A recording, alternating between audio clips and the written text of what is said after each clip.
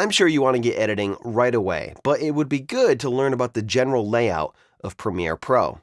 This will help you follow along as you move through this course. So let's get started with the essentials. I just opened up Premiere Pro, and by default, it starts with a little welcome pop-up here, which shows you your recent items. It gives you an option to open project. You can create a new project. You can learn and get started, or you can just exit the program. You also have a little tick box here to show the welcome at startup, and you can turn that off if you want. I want to go over some of the interface elements with you, and to do that, you're going to need to open up the same project that I'm using, and that's called Introduction to Video Editing in Adobe Premiere CC Quick Tour. I have it listed right here in my recent items because I've already had this project open, but for you, you're probably going to have to choose Open and then navigate to wherever you have it located.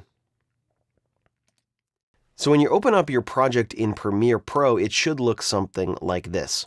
And if it doesn't, come up here to Window, Workspace, choose Editing, and then go to Window, Workspace, Reset Current Workspace. And what this will do is it'll reset the position of all the panels and all the windows so that it looks just like this. First, let's go over the menu. You see we have File, Edit, Clip, Sequence, Marker, Title, Window, and Help. A lot of these menu items and features in the menu are redundant and can be performed by pressing a button in Premiere's interface, using a keyboard shortcut, or with a different context menu in one of the panels. But the menu is a good resource to use if you're trying to do something in Premiere and you can't quite figure it out. You can kind of look through the menu and see if the action or the function you're looking for is in there. The window menu gives you access to all of the panels in Premiere's interface, and you'll find that you'll need to go in here from time to time to make some of these panels visible.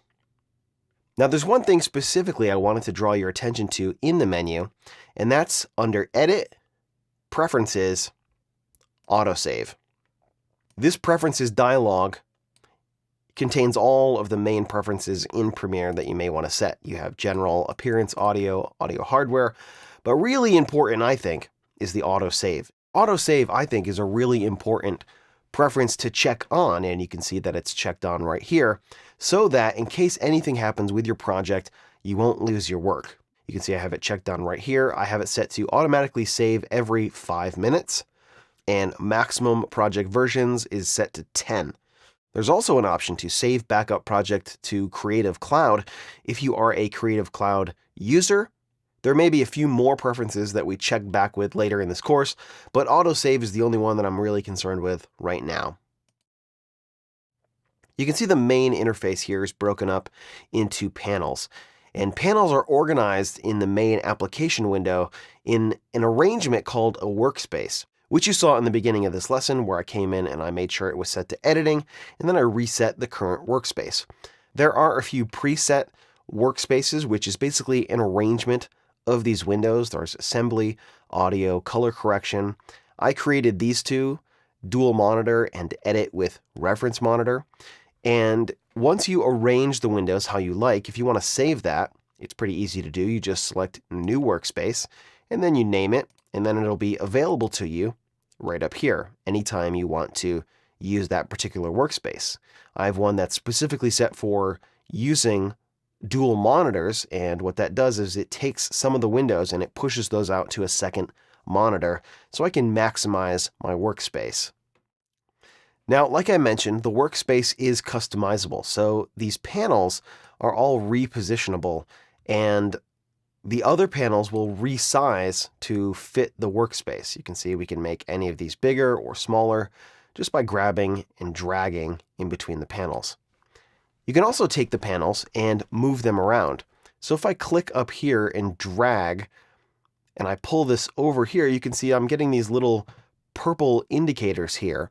And that's letting me know that I can dock this window in all of these locations. So if I put the window over here, now this big frame up here contains a bunch of tabs, and the program monitor, which is the panel that I just moved, is now sharing this frame with metadata, audio clip mixer, effect controls, and the source monitor. I can also dock it to the side, you can see there's little trapezoids here. And what that will do is kind of split the frame into two. So now I have a frame over here where I can pull things in and I can create tabs over here. Or I can dock this wherever I would like. You can also take and just drag outside the application window, just like I just did there. It just went off the screen a little bit, but that will make a new window for you as well. So if you are using dual monitors or even triple monitors or quadruple monitors, you can drag these panels and then you can pull in other panels and create your own workspace to fill up all your monitor space. I'll just reset this here. And again, if I really screwed this up, you know, and I really messed up the look of this and I wanted to get back to that default, super easy. I just reset the current workspace and it goes right back to this default. Now, like I mentioned before, there are context menus in each one of these panels.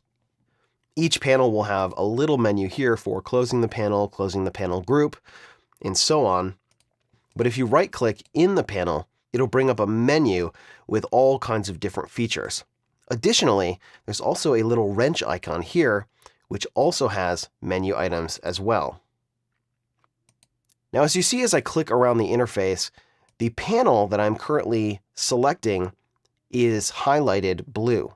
And this is important because some of the menu items up here are not available if you have the wrong panel selected. You see, I don't have anything available in the clip menu here because I don't have a clip selected. I'm currently selected on this tools panel here, and so I don't have any of these menu items. So it is important that you select the right window and also you have the right item selected. So even if I'm in the timeline panel here, if I don't have a clip selected, I still don't have any options here in the clip menu.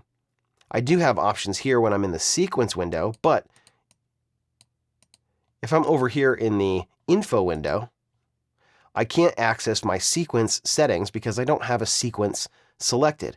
As soon as I select something like the program monitor, now the program monitor is displaying the current sequence that I'm working on, and now I can go in and find my sequence settings. So let's go over some of the panels that you're going to be using the most. The program monitor is a panel that plays back the sequence of clips that you are assembling. So basically, the program monitor is the display of your timeline panel or the sequence that you are currently working on. Down here, this is the timeline panel, and this is where you work on your sequences. This panel right here is called the source monitor, and this plays back individual clips, and you can use the source monitor to prepare your clips before you add them to your sequence in the timeline window here.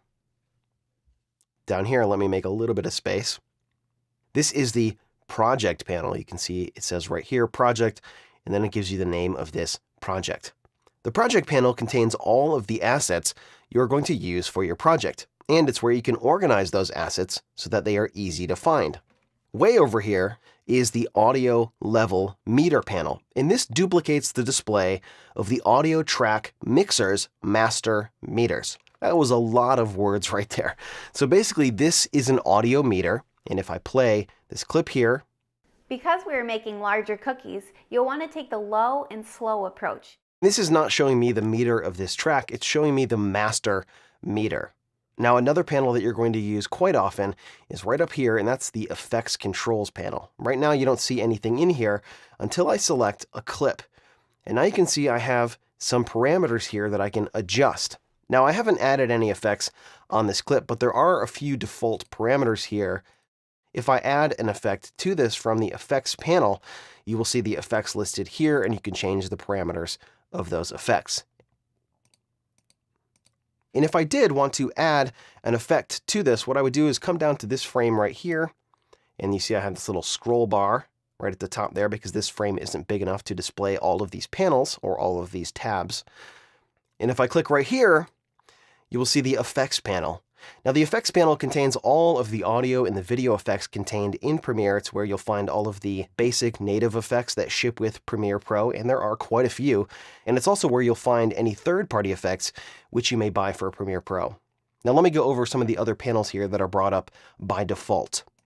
You have your media browser panel here, and this is a way that you can navigate your computer file system and pull in and import your clips and other assets into Premiere. This is going to become important in an upcoming lesson when we look at specific file types for certain camera systems. You have your info panel here, and if I click on this clip, you can see some info listed about this clip. There's a markers panel here, so if I drop a marker in here, I can add some notes about this marker right here. And then there's the history panel, and this shows you what you've done so far in your project. If I jump up to this frame up here, you have an audio clip mixer, and this is a way that you can change the audio levels for individual clips. And then there is the metadata panel up here, which you can see all the metadata listed for this clip. There's certainly a lot more to know about these interfaces and menus, but this is the basic information that you need to know in order to move on with this course. In the next chapter of the course, you're going to learn about setting up a project, and that's going to start with importing assets. So check that out coming up next.